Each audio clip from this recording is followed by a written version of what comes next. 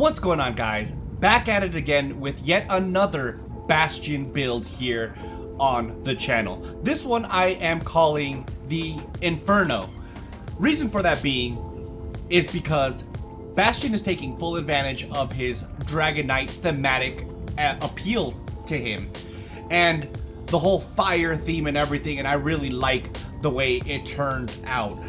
I'm very excited to jump into this one, guys, but before I do have a ESO Let's Play playlist on my Let's Play channel. If you guys are interested in that, a link to that channel will be in the description down below. Feel free to go over there and subscribe and check out that playlist if you would like. But enough yapping, I want to jump into this one, guys. If you're excited, do me a huge favor, drop a like on this video. Also subscribe to the channel if you're not already subscribed, because it really does help this channel grow. So with that being said, let's jump right into this.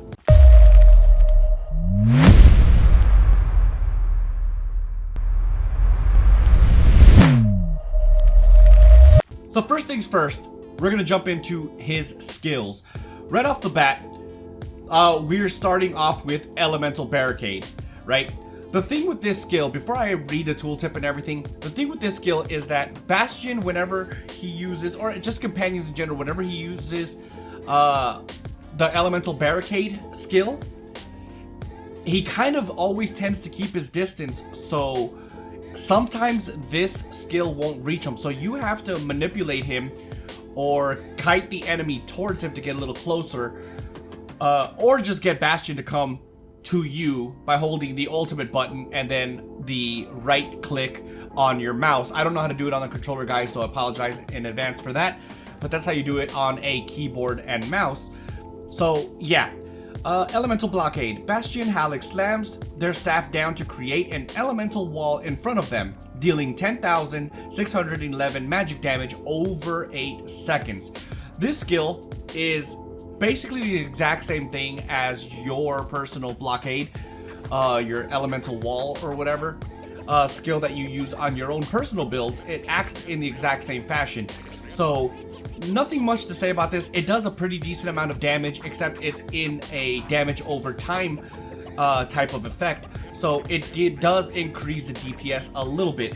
It does last for 8 seconds, and the cooldown is for 8 seconds. So he will naturally want to keep this at 100% all the time, right? So you'll see this up quite often. Will it be up all the time? I don't know. It really just depends, but you'll see this more often than not. Moving on, Crag Smash.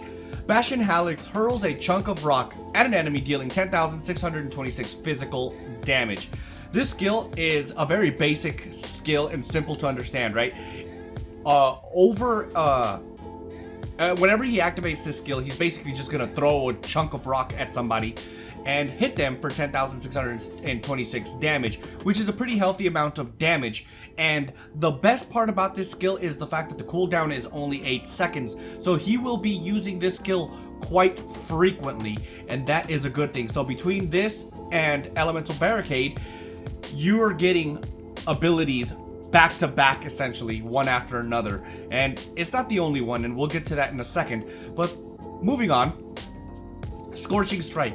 This is a very important skill for Bastian because of the amount of damage that it does. However, it is important that you have enemies close to him. So either if you're fighting a boss, you have to kite the boss to him, or have Bastian just come to you and then initiate the fight that way, because he will not use Scorching Strike if he's launching fireballs from a distance with his staff. So he has to be up close and personal for this to be used. So keep that in mind. It is a very effective skill, but he needs to be up close for it to work properly. But what it does is Bastian Halleck slashes an enemy with flame, dealing 10,626 flame damage and an additional 15,936 flame damage over 8 seconds. So it does an upfront damage of 10,626, and then over time it also does 15,936, dealing a pretty good amount of damage over time and up front. The problem with this, or I guess you could say the downfall to this, is the fact that it has a 16-second cooldown, but I'm not really mad at it, to be honest, because it does do a lot of damage nonetheless, so it kind of balances out fine in my opinion. So I do recommend having this on the bar. Moving on, Starfall. Bastion Halix calls a comet down from the constellations to blast an enemy, dealing 10,626 flame damage. The cooldown on this skill is 8 seconds. So this is yet another skill with a low cooldown rate, which you will see quite frequently being used by Bastion. So between this, Crag Smash, and Elemental Blockade, those skills will be consistently being used over and over and over and over, really thoroughly increasing the DPS output of Bastion. It's pretty remarkable to see, and it actually shows in the amount of DPS that he can actually do. So Starfall, very much a great skill to have, especially if you're going with a whole fire and magicka type build for Bastion, which is this is exactly that. Last on the regular bar is Kindle. Bastion Halix launches a Searing Fireball at themselves or an ally to cauterize their wounds, healing for 8,700. The good thing about this is that it does a pretty decent amount of healing. Not a lot, but it does a decent amount of healing. But the best part about this is that the cooldown is 8 seconds, so he will be consistent. Again, I feel like a broken record on this specific build. But because the cooldown is only 8 seconds, he will be using this over and over and over if necessary. So between this bar, the only thing that has a high cooldown rate is Scorching Strike, but it remedies that by having Starfall, Elemental Barricade, Crag Smash, and of course Kindle, which doesn't do any damage, but it keeps his survivability up. And of course it does only activate when he's below 75% health. Last but not least is the ultimate, Unleashed Rage. Bastion Halix builds up a rage, then unleashes it in a devastating explosion around them. The explosion deals 15,939 flame damage to enemies and stuns them for 4 seconds, while also releasing 4 lines of fire in a cross formation that deals an additional 3,984 flame damage to every enemy hit. So this skill is again an up close and personal ultimate. Now, he will be using this skill if you are able to kite enemies towards him, or if you can have Bastion just come to you into a position where it's a lot closer. And if that's the case, he will be using this and it'll be a little bit, it'll be very effective. This is a very powerful ultimate, guys. Not only does it do the 15,939 up front, but it also stuns the enemies who are hit by that said explosion. On top of that, it also releases 4 lines of fire, and every enemy that's hit by those lines of fire has an additional 3,984 flame damage. So that last part isn't a lot of damage, admittingly, but it does help, and anything that you can just throw on as additive damage overall is always beneficial to the overall DPS output.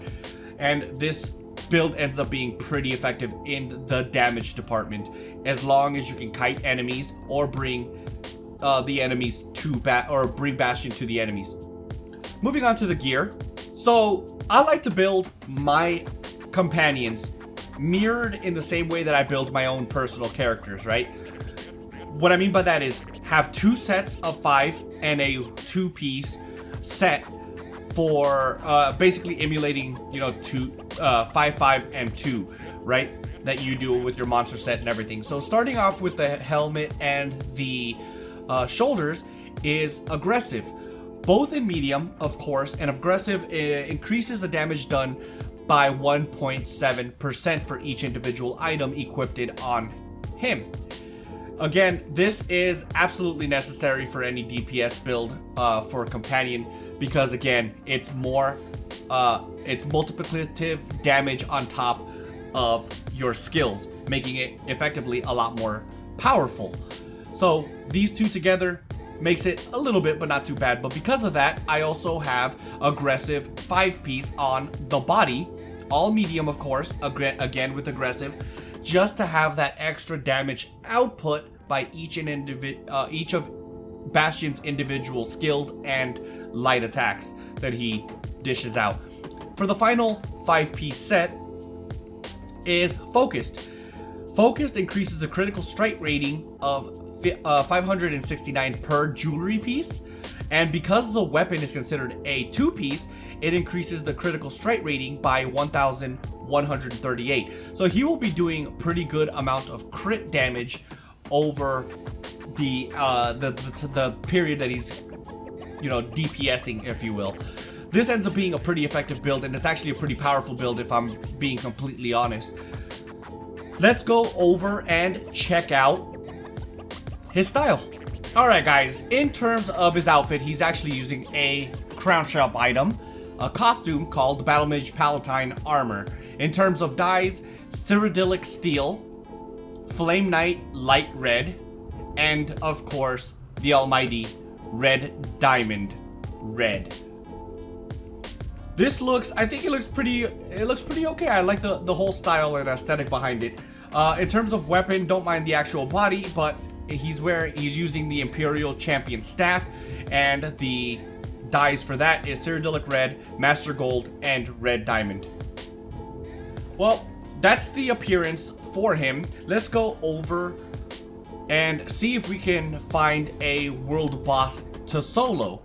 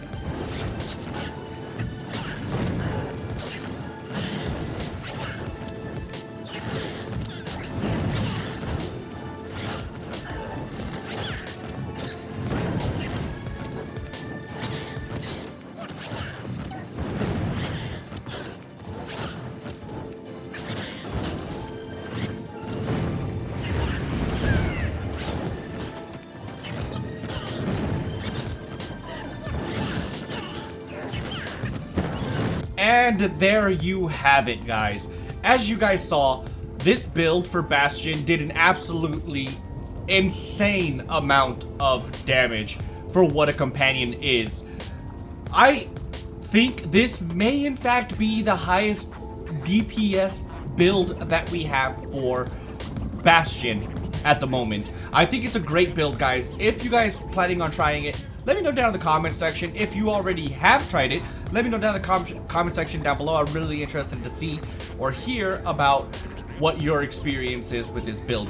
So, with that being said, if you enjoyed it, do me a huge favor, drop a like on this video.